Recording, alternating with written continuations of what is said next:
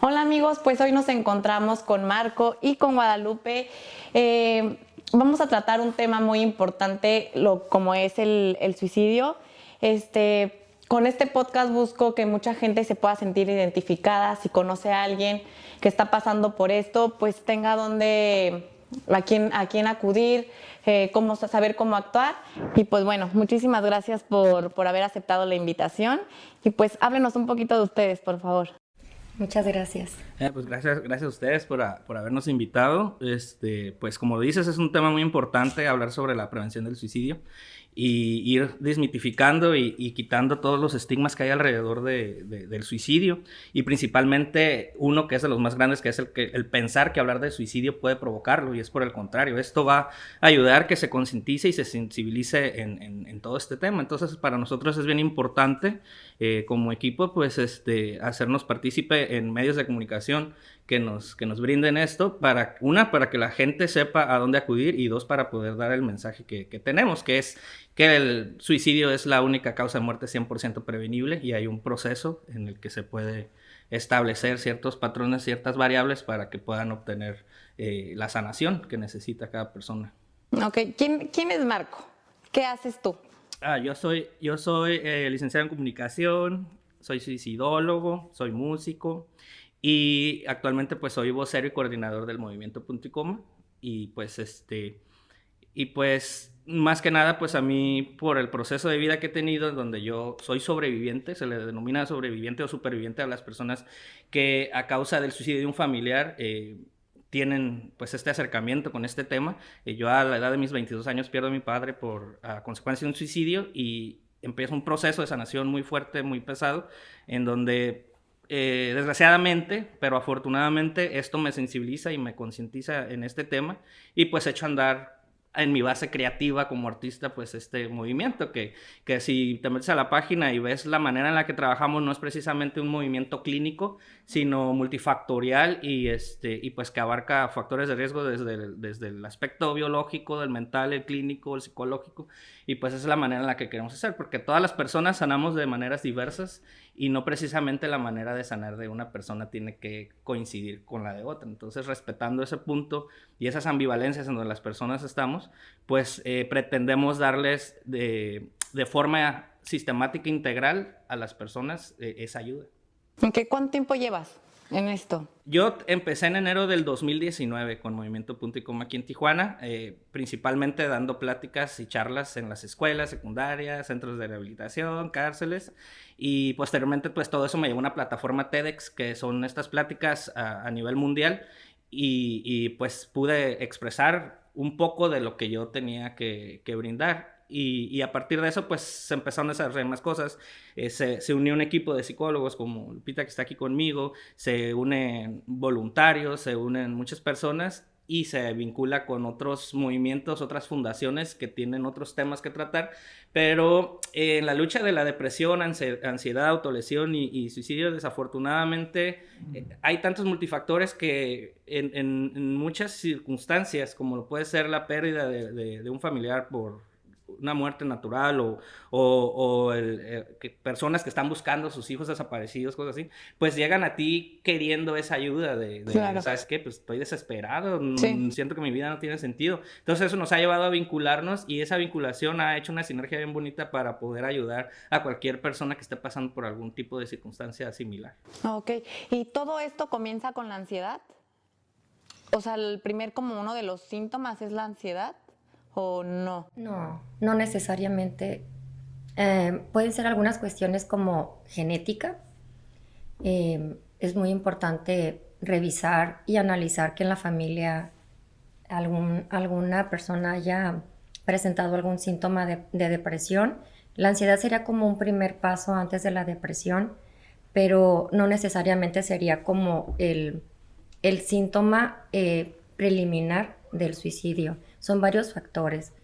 Además de la familia, puede ser el contexto social, puede ser también el ambiente familiar en que se esté desarrollando esa persona. Muchas veces se inicia en la infancia y justo en la adolescencia, cuando están estos cambios en los chicos o en los jóvenes, empiezan a desarrollarse enfermedades como la depresión.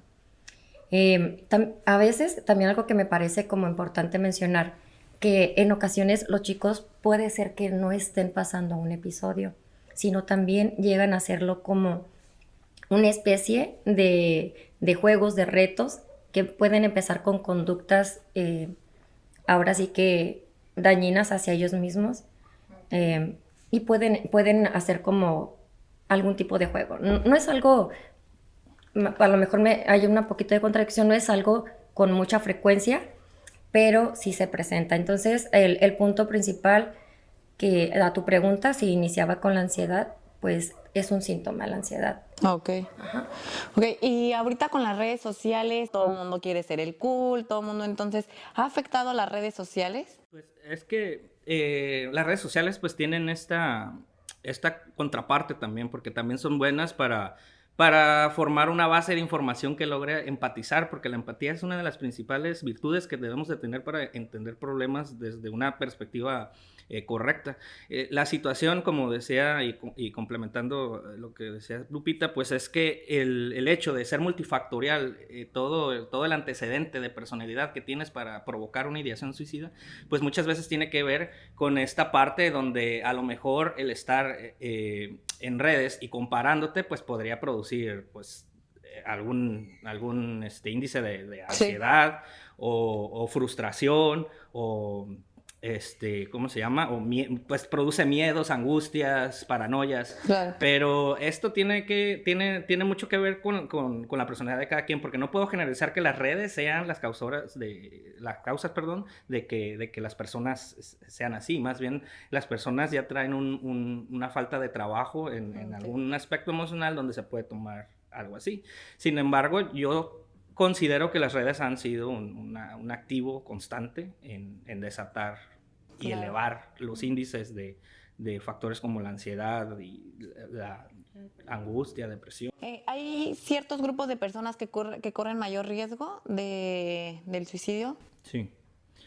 Se le conoce como sectores vulnerables o sectores de riesgo, que los principales así de manera directa son las personas que ya han tenido un acercamiento al suicidio en su vida, que hayan sobrevivido a un suicidio fallido, o que tengan un familiar o familiares que tengan esta ideación, o que hayan tenido así como yo, pues que murió mi papá y por lo consecuente empieza a dejar de formar parte de la ciencia ficción y ya es parte de tu vida, entonces adoptas actitudes y también se adopta como consecuencia que es una alternativa, ¿no? Para parar el sufrimiento. Las personas que se quitan la vida no quieren dejar de vivir, lo que quieren es dejar de sufrir. Entonces, brindarles alternativas es lo que hace que pase toda esta mala situación.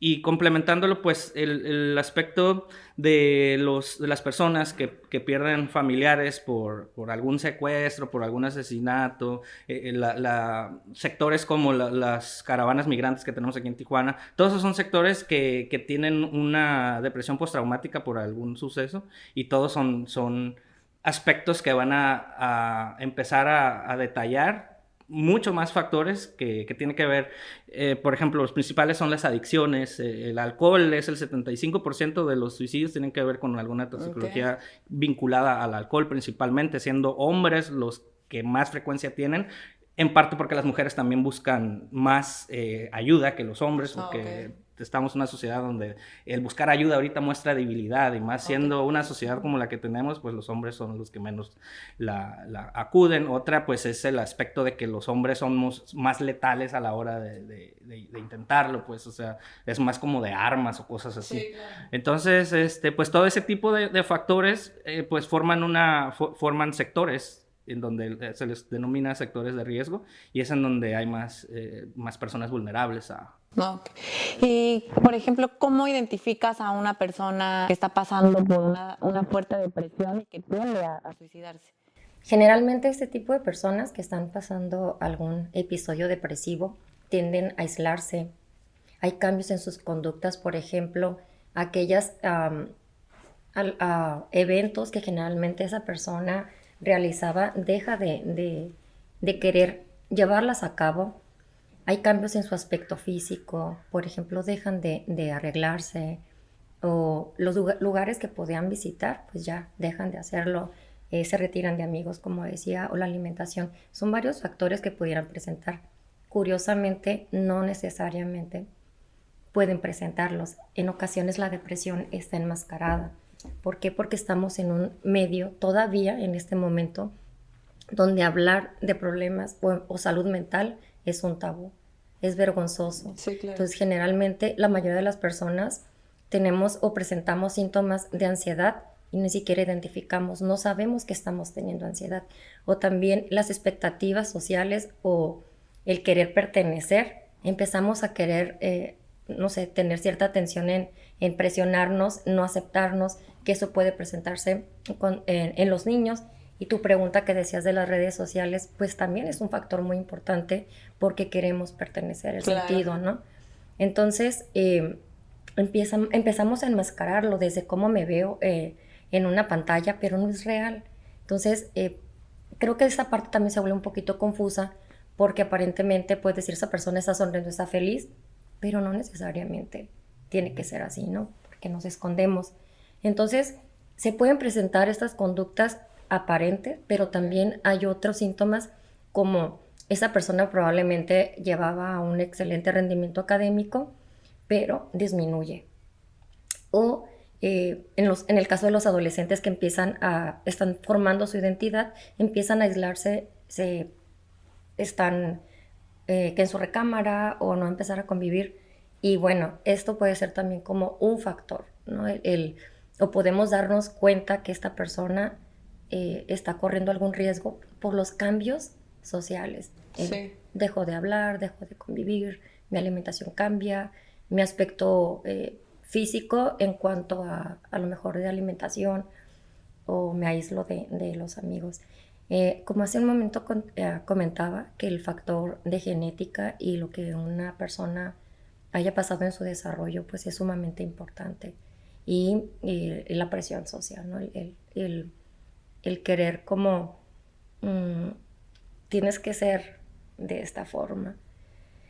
Y bueno, entonces considero que esos serían como los factores que pudiéramos percibir. Identificar, ¿ok? Ajá, que pudiéramos identificar en una persona con tendencia, que no, te digo, no siempre es notorio. Y cuando identificas o logras darte cuenta que a lo mejor una persona no la está pasando bien, ¿cómo te acercas a ella? Porque yo he leído como memes que dicen, me siento mal, y te dicen, ay, sí, que te sientas mejor o así, ¿no? Y te quedas como, ¿qué le dices? Es decirle, estoy aquí, ¿cómo puedo apoyarte?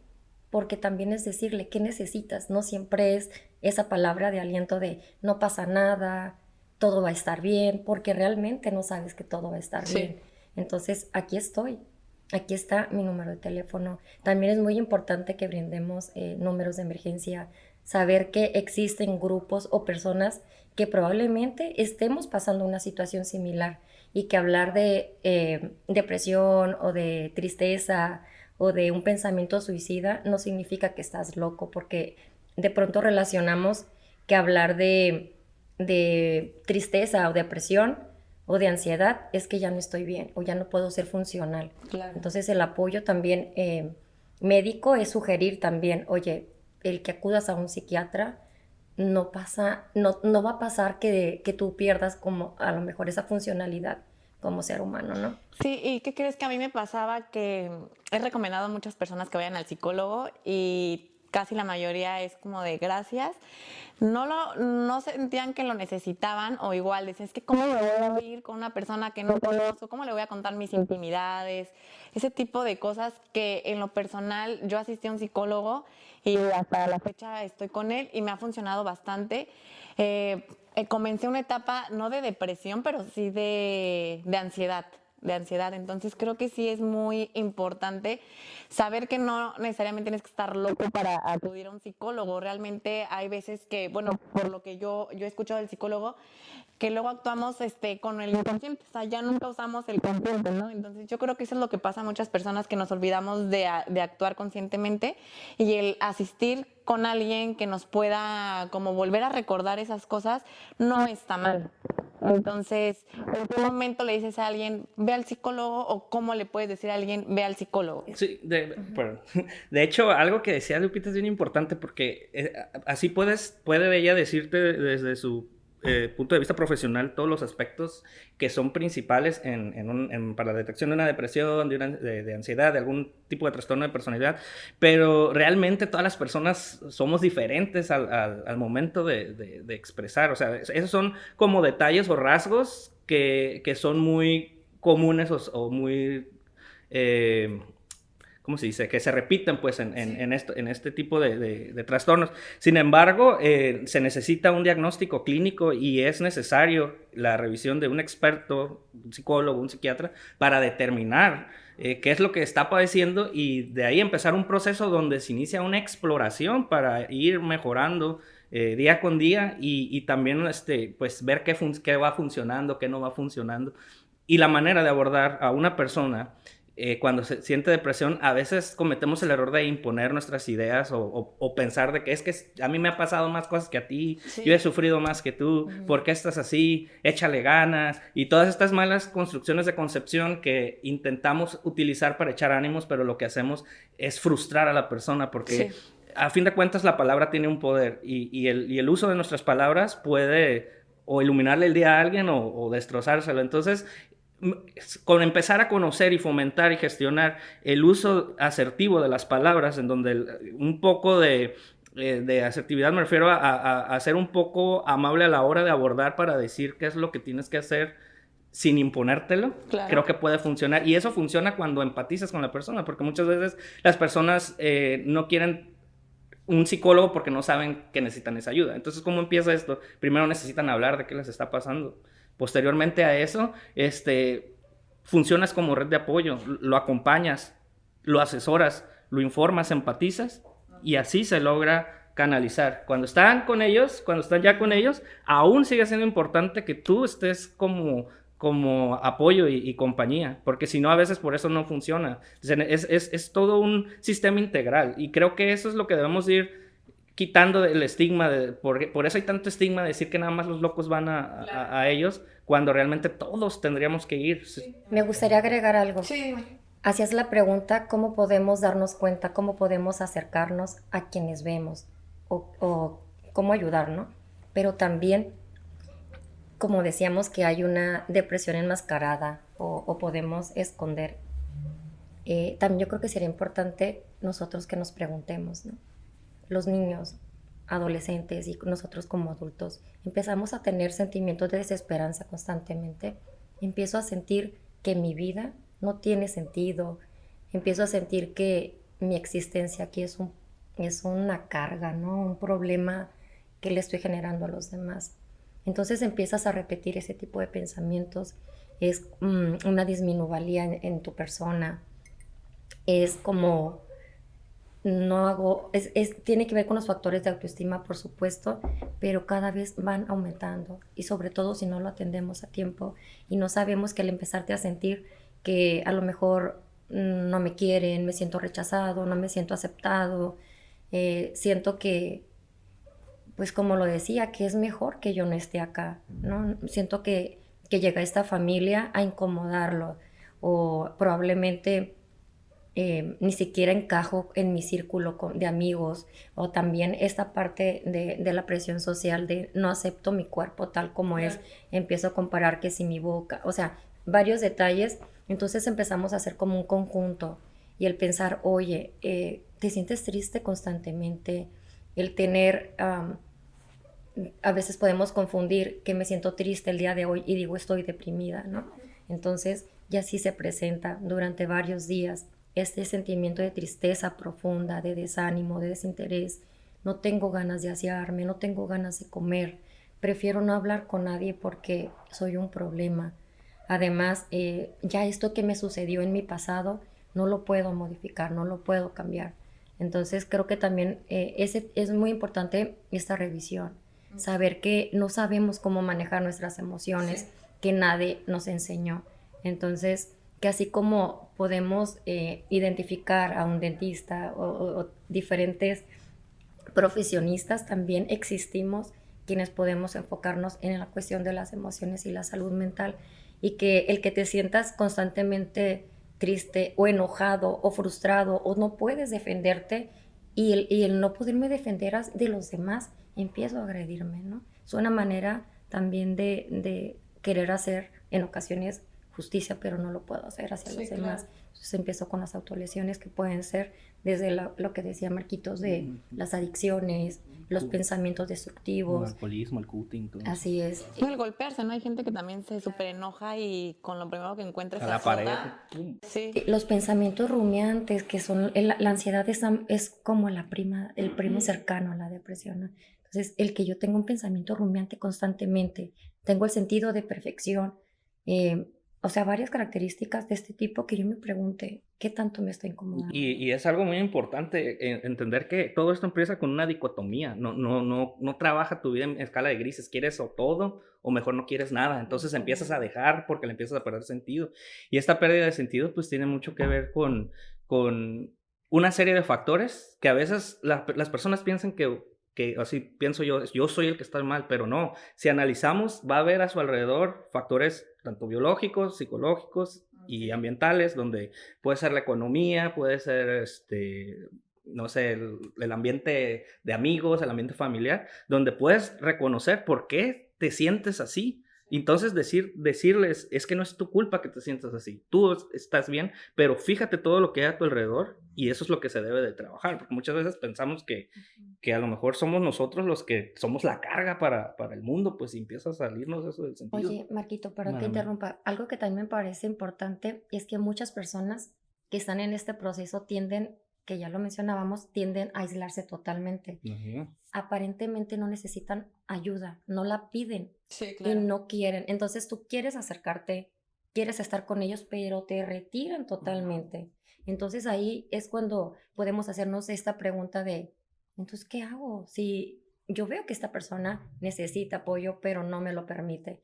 Entonces es muy importante conocer que es una enfermedad, que hay que leer, que hay que investigar, que hay que preguntar y que la manera de acompañar a esta persona es en silencio, que esa persona sepa que si hay alguien, te rechazo porque yo considero que no soy importante. Claro. Te rechazo porque considero que no te puedo dar más. No puedo, de mi parte, no puedo expresarte una palabra o decirte, mira, me siento triste, me siento mal, porque creo que no te importo. Sí, claro. Entonces tienden a aislarse. No, y lo que mencionaban ahorita, yo creo que es importante antes de dar un consejo o acercarse, también informarse, ¿no? Para, como decían ahorita, saber las palabras asertivas, saber cómo acercarse o como bien lo dices tú. A lo mejor hay gente que dice, no necesito la ayuda de nadie, aunque por dentro él sabe que es así. Pero bueno, para finalizar, ¿qué le dirían a las personas para que se animen a buscar ayuda, a ir al psicólogo? ¿Qué mensaje les darían? Primero tú. Ok. Primero que el que te sientas triste, el que lo aceptes, el que tengas pensamientos en algún momento de sentir que es mejor que no estés aquí. Que puede ser que haya un factor, como hemos mencionado, biológico, social o de nuestro entorno, que podemos haber personas que podemos apoyarlos, que no están solos, que esto se les puede ofrecer una mejor calidad de vida siempre y cuando reciban la atención que se requiere, ¿no? Y que hay grupos como Punto y Coma que se les puede brindar apoyo, atención, que cada vez somos más personas las que nos unimos y hacemos esta concientización para que se den cuenta que podemos formar una red de apoyo. Okay. Y pues sobre todo eso, pensar que sí tienen una salida, sí hay una luz, que realmente se ve todo oscuro, pero habemos personas para poderlos apoyar. Yo principalmente pues les quiero decir que en primera instancia no deben de ser perfectos, no tienen por qué ser perfectos y cuando sientan que ya no pueden más, siempre, aunque la mente tenga esos laberintos donde pensamos que somos una carga, siempre hay alguien queriendo escucharnos, queriendo ayudar y siempre va a haber alguien dispuesto a brindar eso y cuando entendamos y conozcamos esta cultura de paz que que se empieza con una base que es la búsqueda del bien común, como sociedad vamos a tener un progreso bien grande en el sistema de salud, y es por eso que para mí fue evidente que necesitaba darle un enfoque innovador para poder llegar a los medios, para poder llegar a más personas y hacer entender esta situación que estamos en una decadencia de concepciones y construcciones que a través de nuestra historia educativa, donde tenemos que dejar los estigmas de un lado y formar parte de esta cultura de paz que intentamos solventar a través del fomento de la sensibilización, de la concientización, y pues que siempre está abierta la manera para brindarle ayuda a otros, y que también entendamos que ayudar a los demás es ayudarnos a nosotros mismos, y pues que los queremos vivos. Así es. Bueno, pues muchísimas gracias. Un gusto que me hayan aceptado la invitación. Es muy importante para mí que la gente conozca sobre estos temas y sepa cómo actuar ante esto. No sé si nos puedas repetir la página donde puedan buscarlos. Claro que sí, es Movimiento Punto y Coma en Facebook, Instagram y YouTube. Pueden ahí mandar mensajes, les manda un número para que se pueda hacer una canalización, y ya empezamos un proceso ahí con las personas, y posteriormente se canaliza con los expertos, que en este caso me traje a Lupita el día de hoy. Ok, bueno. Pues bueno, espero que les haya gustado muchísimo esta sección. En verdad, si sienten que necesitan ayuda, no están solos. Aquí está Marco, aquí está Guadalupe y todo su equipo de trabajo. Muchísimas gracias y pues bueno, nos vemos después. Muchas gracias.